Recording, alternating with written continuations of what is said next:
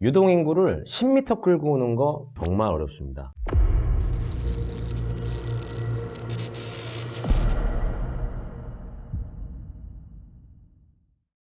안녕하세요, 창스타TV 여러분, 창스타입니다. 오늘은 스타님들께 좀 무거운 얘기보다는 실제 있었던 일을 토대로 좀 재밌는 얘기를 좀 해보려고 해요. 한 14년 동안 400개가 넘는 창업을 시켜오면서 저희와 같은 창업 전문가들이 어떤 상권의 어려운 부분이라든지 우리 예비 창업자분들께서 창업 준비를 하시는데 아이템 자체가 좀 난해할 수 있잖아요. 경쟁력이 좀 없다거나 이런 부분에 어떤 경쟁력을 불어넣어 드리고 어떤 식으로 그 상권을 잘 분석해서 성공을 시켰었는지 그 부분에 대해서 실제 있었던 얘기를 바탕으로 말씀을 드리겠습니다. 물론 이제 뭐 어떤 지적재산권이나 뭐 여러 가지 부분이 있기 때문에 그 매장의 이름까지 거론할 수는 없지만 지역까지는 말씀을 드릴게요. 대충 말씀드리면 또 아는 분들도 꽤 있을 것 같은데, 첫 번째로는 이제 음식점이에요. 음식점인데 클라이언트 분께서 나이가 좀 있으셨어요. 나이가 좀 한 50대 정도 되시는 두 부부셨고 칼국수 매장을 하고 싶어 하셨어요. 근데 규모가 작지가 않았어요. 보통 이제 우리가 생각하는 칼국수 매장은 뭐 커봐야 한 40평, 50평 요 정도의 뭐 주방 빼고 그다음 테이블 뭐 한 정말 많이 넣으면 한 20-30개 정도 이렇게 따박따박 넣어서 칼국수나 뭐 기타 칼국수랑 같이 먹을 수 있는 전 종류라든지 뭐 이런 메뉴들로 구성을 해서 이제 영업들을 보통 하시는데, 이분들은 이제 그 칼국수 매장이 100평 가까이 됐어요. 입점을 희망하시는 그 위치는 사거리 코너였는데 직장이 몰려있고 유동인구가 밀집한 완전 반대였어요. 그 옆에는 뭐 주유소가 있고 뭐 유동이 별로 없는 그런 위치였죠. 뭐 여러분들도 아시겠지만 유동인구를 10m 끌고 오는 거 정말 어렵습니다. 특히나 횡단보도를 건너게 하는 거는 더 힘들죠. 보통 이제 소비자들은 돌아다니는 유동하는 그 부분에서만 계속 유동을 하기 때문에 굉장히 힘든 부분이 있어요. 게다가 여러분들에게 질문해보고 싶은 건데요. 칼국수가 뭐 어떻게 더 맛있게 할 수 있나요? 육수 정직하게 뽑아내고 뭐 예를 들면 종류는 나눠볼 수 있겠죠. 뭐 약간 뭐 명동 칼국수 스타일로 약간 고기 베이스에 얼큰하게 뭐 할 수도 있고, 아니면 버섯이나 뭐 이런 것들 추가해서 이런 식으로 만들 수도 있고, 아니면 우리가 흔히 아는 바지락 이만큼 때려 넣은 바지락 칼국수를 할 수도 있고요. 아니면 갖가지 해물을 넣은 해물 칼국수를 만들 수도 있겠죠. 칼국수에 제가 한번 맛을 보여달라고 그랬어요. 너무 먹어보고 싶었어요. 그래서 칼국수를 딱 먹어봤는데 아니나 다를까 어느 동네에서나 먹어볼 수 있는 칼국수였어요. 근데 이분들은 어머니 때서부터 내려오는 그런 어떤 육수다. 그리고 너무 우리는 좋은 재료와 정성껏 육수를 뽑아서 그리고 면도 다 수타루다가 한다. 경쟁력을 가지고 하시겠다고 하시는데 제가 볼 때는 경쟁력이 너무 없어 보였어요. 정말 어디서나 먹어볼 수 있는 칼국수였거든요. 그래서 고민을 하기 시작했습니다. 일단 건너편의 상권들은 장사가 굉장히 잘 돼요.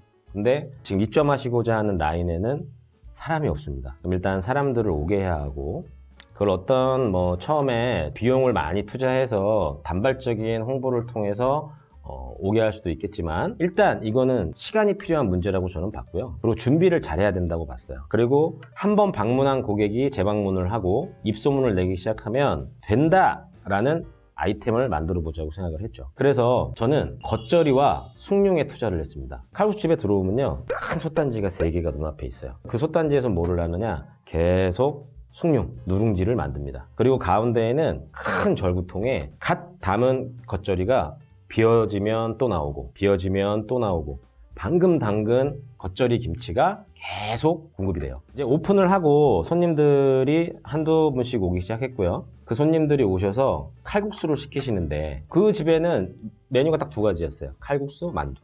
칼국수를 시키시고 처음에는 겉절이는 떠오시는데 숭늉을 잘 안 드시더라고요.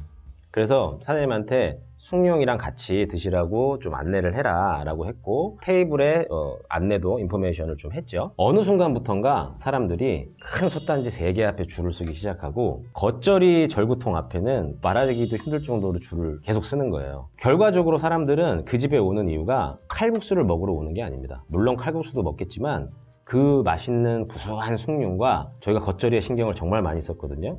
달콤하고 짭짤하고 매콤한 그 겉절이의 누룽지 드시려고 그 집에 오시는 거예요. 결과적으로 값은 칼국수 값을 내시지만 어떤 목적으로 오셨냐? 누룽지와 겉절이 때문에 오시게 되는 거예요. 물론 이제 칼국수도 먹을 수 있고 누룽지도 먹을 수 있고 또 신선한 겉절이도 먹을 수 있다는 장점도 있었겠지만 그 집에 대한 인식은 소비자들에게 칼국수가 아니에요. 누룽지와 겉절이에 꽂혀 있을 거예요. 그런 식의 아이템을 만들어 드려서 대박이 났던 그런 매장이 있었고요. 그 다음 또 하나 음식점으로는 이번엔 좀 양식 쪽입니다. 파스타인데요.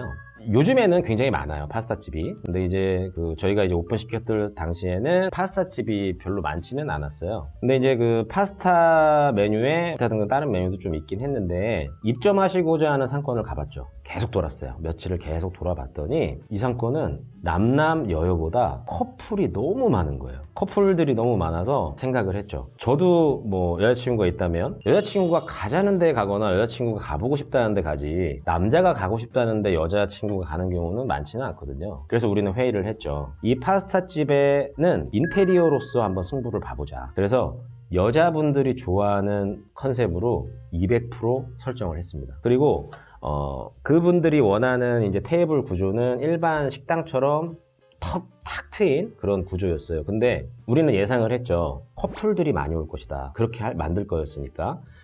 그러려면 약간의 프라이빗함이 필요하다 해서 소파 높이를 살짝씩 높였습니다. 일반적인 소파 높이보다 소파 높이를 높였어요. 그래서 뒷좌석이나 옆쪽에서 우리가 식사하는 거, 대화하는 거가 직관적으로 보이지 않게끔 그렇게 이제 구성을 했고요. 그 다음에 이거는 뭐 저희가 거의 최초로 했는데 많이들 지금은 뭐 거의 많이 하시는데 여자 화장실 앞에 파우더룸을 만들고 그 파우더룸에 드라이기, 생리대, 무릎 담요, 기타 등등 여자분들에게 필요한 비품들을 쌓아놨습니다. 이런 부분들이 이제 입소문이 나서 여자분들이 사진을 찍기 시작하고 또 여자분들이 여자가 가기 좋은 매장이다 이렇게 소문이 나면서 굉장히 대박이 났던 음식점이 있었죠.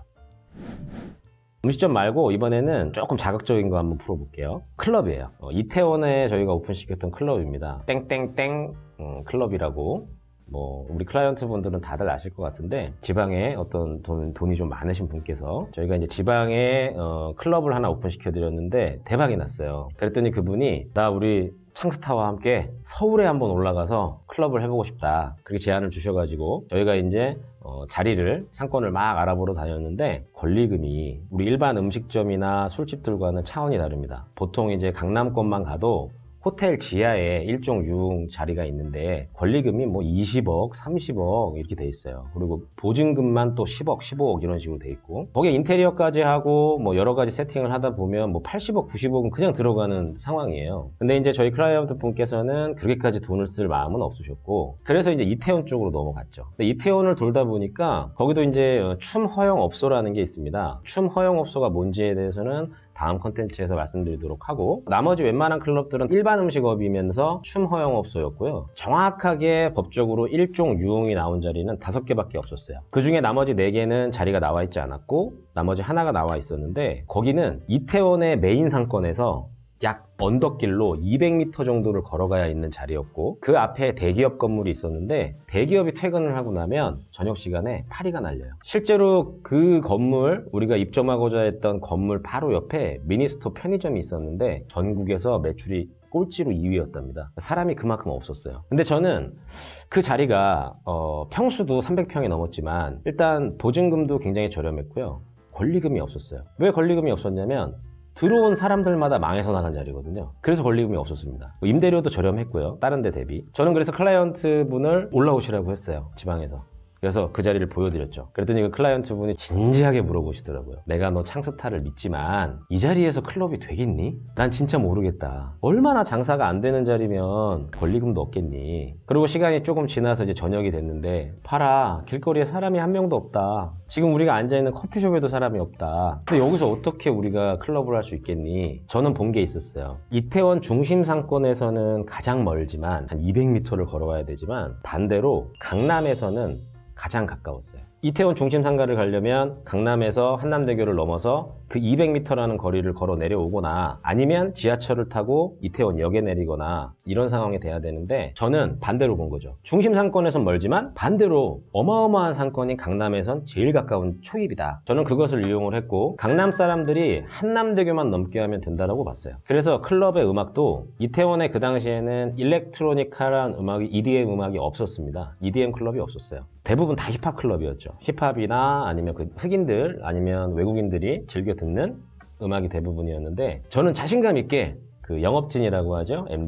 MD를 구성해서 그 자리에 땡땡땡 클럽을 EDM 클럽으로 오픈시켰습니다. 그리고 오픈할 때 장사진이 이루어졌죠. 줄이 한 300m 정도 섰고요. 매출을 공개하기는 어렵지만 여러분들이 상상하기 힘들 정도의 매출이 나왔고 코로나 전까지 수년간 아주 1등을 하는 매장으로 계속 갔었습니다. 이 부분에서 제가 말씀드리고 싶은 거는 아이템도 아니었죠. 이거는 자리 선정이에요. 자리 선정을 하면서의 창업 전문가의 어떤 확신, 자신감, 그거는 어떤 촉으로 나오는 게 아니라 저처럼 데이터를 본 거죠. 메인 상권에서는 가장 멀지만 강남에선 제일 가깝다. 그래서 메인 상권에 밀집해 있는 클럽들을 이길 수 있다라는 걸 본 겁니다. 이제 그런 어떤 창업 전문가의 스킬을 말씀드려 본 거고요. 그 다음 마지막으로는 헌팅포차였는데 이건 또 천안에 있는 매장이에요. 헌팅포차를 하고 싶어 하시는데 자금이 그렇게 많지는 않았어요. 근데 상권을 가보니 헌팅포차 비스무리한 것들이 굉장히 많았습니다. 근데 이제 들어가 봤죠. 입장을 다 해봤더니 평수가 대부분 아무리 커봐야 한 70평 정도 밖에는 안 되더라고요. 근데 그 천안에 땡땡땡 나이트라고 어마어마하게 큰 또 나이트 클럽이 있는데 또 그것도 가봤어요. 젊은 사람들이 나이트 클럽에 엄청 많은 거예요. 보통 이제 나이트 클럽 생각하면 40대, 50대 이런 나이 든 분들이 많이 가잖아요. 근데 천안 그 땡땡땡 나이트는 젊은 분들이 굉장히 많더라고요.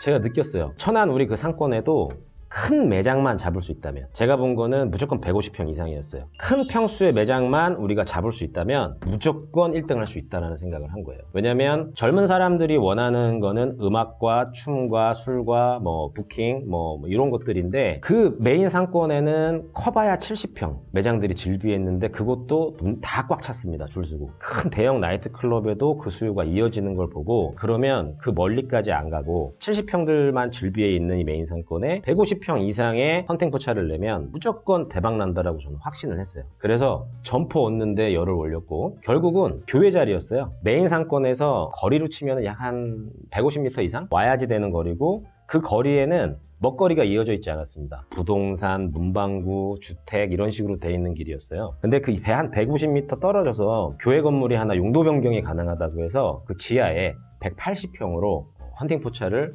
일반 음식업으로 오픈을 하게 됐습니다. 그리고 월 매출 2억 이상을 찍으면서 대박을 냈죠. 이게 좀 오래전 얘기라 지금으로 치면 한 3, 4억 정도 기본적으로 될 매출이긴 한데 그때 당시에 이제 엄청난 파급력으로 성공을 했던 그런 또 예가 있었어요. 지금 말씀드린 것도 이제 상권을 볼 줄 알고 소비자들의 패턴, 그다음에 소비자들의 흐름을 옮겨올 수 있는 예측, 이런 어떤 정보력, 지식 이런 것들이 바탕이 돼서 우리 클라이언트 분들을 성공시켰던 그런 예를 말씀을 드렸습니다. 다음 시간에는 창업 전문가의 조언을 무시하시고 창업하셨다가 보기 좋게 실패하신 사례, 이런 안 좋은 사례, 실패한 사례에 대해서 또 한번 말씀드려 보도록 할게요. 자, 오늘 컨텐츠는 여기까지 하고요. 다음 시간에는 더 재밌는 컨텐츠로 찾아뵙도록 하겠습니다.